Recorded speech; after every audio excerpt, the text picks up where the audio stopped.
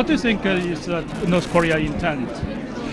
They talk about no preconditions, but of course they know that they've made some obligations, they've made some agreements, and they need to live up to those agreements. And I would like to see some sign that they are prepared to do that. What is the positive or negative effect? Well, it's been a lot of patience, I'll say that. I think the positive effect is that the U.S. and the ROK are very close, working together. That has not always been the case, but it certainly is the case now. And I think that's very important because if we're going to solve this, we have to do it together with the ROK. So I think the positive side of what President Obama has been doing has been to work very closely with the ROK.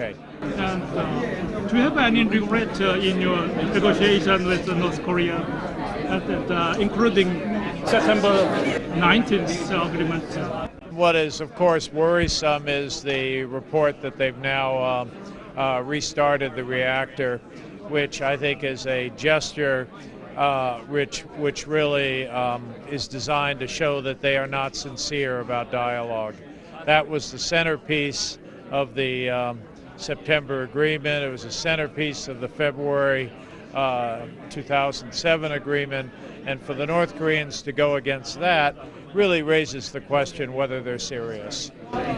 Some say punish him, but some say hug him. What do you think the best way approach U.S. should take? Well, I'm not sure I would agree with any of those approaches. I think we need to look at what is in our interest. What's in our interest is a strong U.S.-ROK alliance.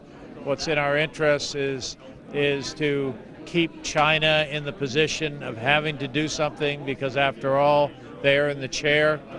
And I'm certainly not going to ask for more patience. There have been maybe too much patience, but I think what we need to do is keep all our options open.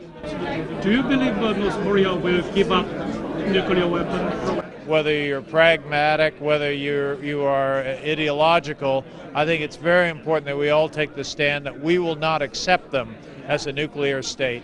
What should China do more?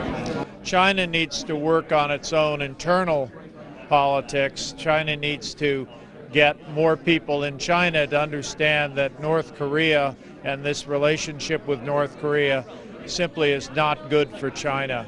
So I think that's a first step, because I have the impression that China is a little split on the question of North Korea.